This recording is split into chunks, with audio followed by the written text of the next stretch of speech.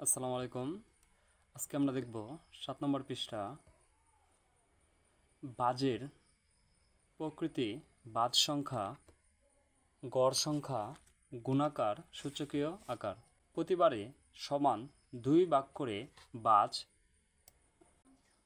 আমরা যখন ১ বাজ করেছি, গড় সংখ্যা পেয়েছি ২টি। যখন ২ বাজ করেছি, গড় সংখ্যা পেয়েছি ৪টি। যখন ৩ বাজ করেছি, গড় সংখ্যা পেয়েছি ৮টি। ৪ বাজ করলে আমরা গড় পাবো ১৬টি। ৫ বাজ করে আমরা গড় পাবো ৩২টি। গুণাকার গড় সংখ্যা ২টি, তাহলে কি হবে? গুণাকার ২। ২টি বাজ করে গড় সংখ্যা পেয়েছি ৪টি, গুণাকার হবে ২ গুণন ২। ৩টি বাজ করে গড় সংখ্যা পেয়েছি ৮টি, গুণাকার হবে ২ গুণ ২ গুণ ২। ৪টি বাজ করে গড় সংখ্যা পেয়েছি ১৬টি, তাহলে গুণাকার হবে ২ গুণন ২ ২, তাহলে গুণাকার হবে ৪টি ২। ৫টি বাজ করে গড় সংখ্যা পেয়েছি ৩২টি, তাহলে গুণাকার হবে ২ ২ ২ গুণন ২, তাহলে আমরা ৫টি ২ গুণাকার হবে। সূচকীয় আকার ২-এর সূচকীয় আকার ২ পাওয়ার বা ঘাত ১। ২টি বাজ করে গড় সংখ্যা পেয়েছি ৪টি, গুণাকার ২ গুণন ২, তাহলে সূচকীয় আকার হবে ২ পাওয়ার ২। গুণাকার ২ গুণন ২ গুণন ২, ৩টি ২, তাহলে সূচকীয় আকার হবে ২ পাওয়ার ৩। গুণাকার ২ ২ ২ গুণন ২, তাহলে সূচকীয় আকার হবে ৪। সূচকীয় আকার বা ঘাত হবে ৪। এখানে গুণাকার ১ ২ ৩ ৪ ৫, তাহলে সূচকীয় আকার হবে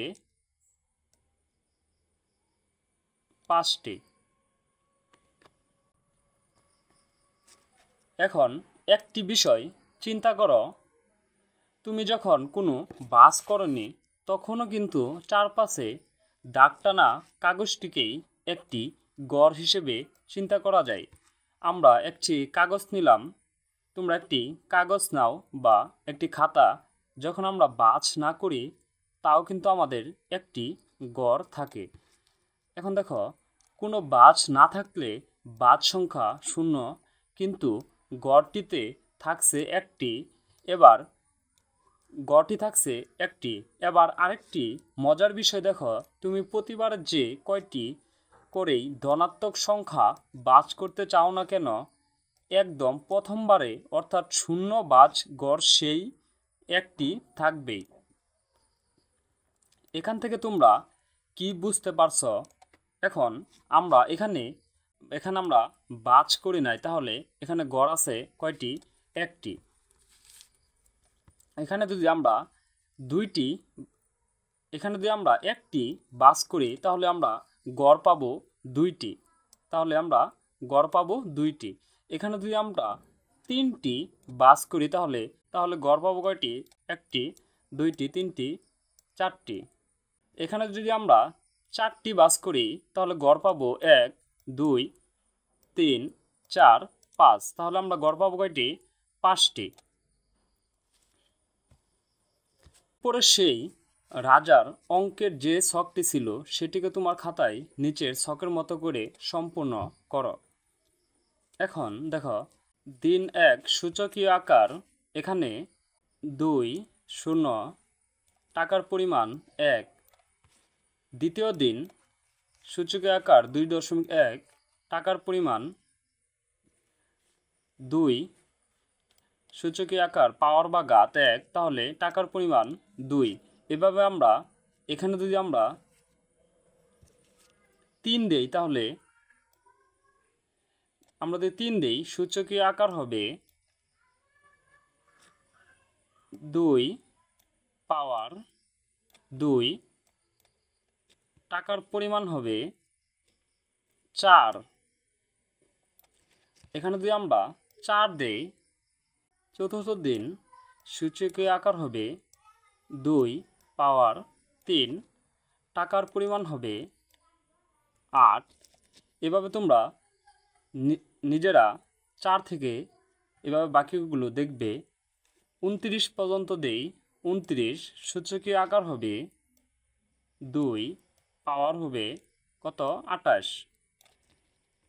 টাকা হবে 26, 84, 35, 45, 6, 30 সূচকীয় আকার হবে 2 29, টাকার পরিমাণ হবে 53, 68,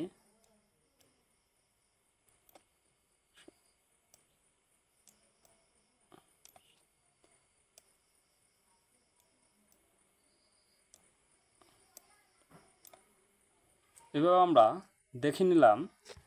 এখন 0 ও 1-এর সূচক তোমাদের বিদ্যালয় কর্তৃপক্ষ ঠিক করেছে তোমাদের শ্রেণীতে মোট 5 দিন ধরে ক্যান্ডি দেওয়া হবে। তবে সেক্ষেত্রে কয়েকটি নিয়ম আছে। প্রথমত, কে কতটি ক্যান্ডি পাবে তা নির্ভর করবে প্রত্যেকের রোল নম্বরের উপর। প্রত্যেক শিক্ষার্থী রোল নম্বর শেষের অঙ্কের সাপেক্ষে এই ক্যান্ডি প্রদান করা হবে। এখন কিভাবে রুলের শেষ অঙ্কের সাহায্য নিয়ে ক্যান্ডি প্রদান করা হবে? প্রথম দিন রুলের শেষ অঙ্ক যা একজন শিক্ষার্থীকে সেই সংখ্যক ক্যান্ডি দেওয়া হবে। পরের দিন অর্থাৎ দ্বিতীয় দিন একজন শিক্ষার্থীর প্রাপ্ত ক্যান্ডির সংখ্যা হবে আগের দিনে পাওয়া ক্যান্ডির সংখ্যার সাথে তার রুলের শেষ অঙ্ক গুণ করা হলে গুণফল যা হবে সেই সংখ্যক। যেমন যখন তোমার রুল 1 আগের দিন একটি পেয়েছ, পরের দিন একটি, তাহলে এইভাবে গুণ হবে। হ্যাঁ, এভাবে তোমাদের গুণ হয়ে তাহলে কয়টি পাবা? 1-এর সাথে 1 গুণন দিলে একই হবে।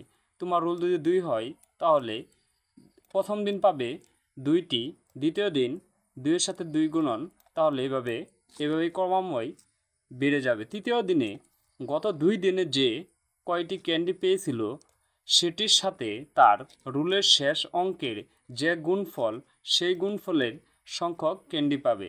এই নিয়মেই বাকি 2 দিন সকলে ক্যান্ডি পাবে। প্রথমেই তোমরা তোমাদের রুল নম্বর চিন্তা করো এবং নিজেদের রুলের শেষ অঙ্কটি নাও।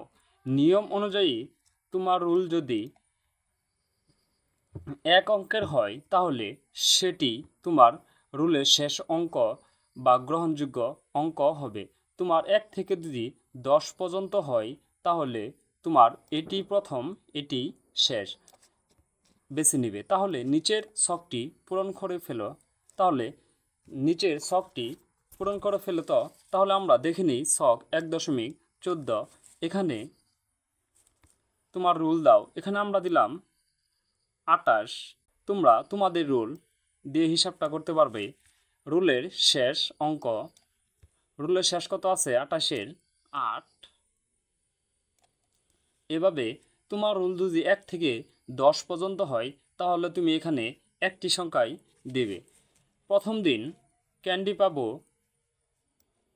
প্রাপ্ত ক্যান্ডির সংখ্যা প্রথম দিন, এখানে যেহেতু আমি রুলের শেষ 8, তাহলে আমি এখানে দিব প্রথম দিন 8টি। দ্বিতীয় দিন 8-এর সাথে 8 গুণন 16টি। তৃতীয় দিন পাবো দ্বিতীয় দিনের গুণের সাথে প্রথম দিন গুণ, তাহলে এখানে পাবো 8 গুণন 8 গুণন 8। চতুর্থ দিন পাবো 8 গুণন 8 গুণন তৃতীয় দিনের সাথে প্রথম দিন। পঞ্চম দিন পাবো 8 গুণন 8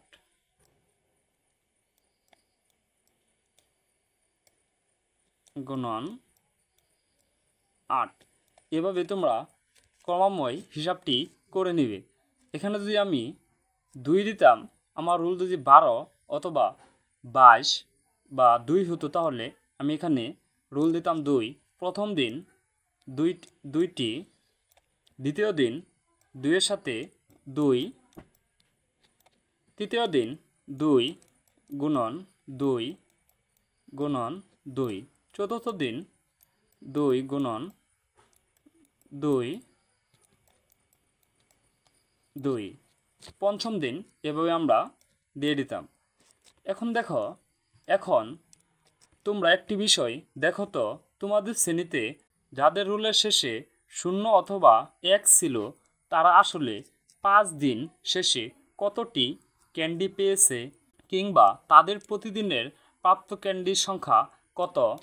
এখন দেখো, যাদের রুলের শেষে 10 বা 20, 30, 40 বা 11, তাদের রুলের শেষ সংখ্যাটি আমরা নিব 10-এর 0। এখানে যদি আমরা 0 দেই, 0 প্রথম দিন পাবে 0টি, দ্বিতীয় দিন পাবে 0 গুণন 0টি, তৃতীয় দিন পাবে 0 গুণন 0, চতুর্থ দিন পাবে 0 গুণন 0 গুণন 0 0। এভাবে সে একটি ক্যান্ডিও পাবে না। যাদের রুল 1, যাদের রুলের লাস্ট সংখ্যা 1, তারা কিভাবে দেখি। 1 প্রথম দিন পাবে 1টি, দ্বিতীয় দিন পাবে 1 গুণন 1, তৃতীয় দিন পাবে 1 গুণন 1 গুণন 1। এভাবে সে 1-এর সাথে যতবারই 1 গুণন দেই একই হবে। 0-র সাথে যতবার 0 গুণন দেই তাহলে আমরা 0ই পাবো। তাহলে তারা কি পাবে? 1 যার 1 সে একটি পাবে পঞ্চম দিন, যার 0 সে পঞ্চম দিন পর্যন্ত একটি পাবে না। খেয়াল করলে দেখবে যাদের রুলের শেষ অঙ্ক 0, তারা কোনোদিনই ক্যান্ডি পায়নি। আবার যাদের রুলের শেষে 1, তারা প্রতিদিন একটি করে ক্যান্ডি পেয়েছে। অর্থাৎ তাদের কারোরই প্রতিদিনের প্রাপ্ত ক্যান্ডি সংখ্যায় কোনো পরিবর্তন আসেনি। সুতরাং 0 ও 1-এর উপর সূচক বসলে তা যথাক্রমে 0 ও 1ই থাকে। তবে মনে রাখবে, 0-এর উপর কিন্তু কখনো সূচক হিসেবে 0 হয় না। কেন হয় না একটু ভেবে দেখতে পারো কি? ধন্যবাদ শিক্ষার্থীরা। আমরা আগামী ক্লাসে ছক 1.15 সমাধান করব।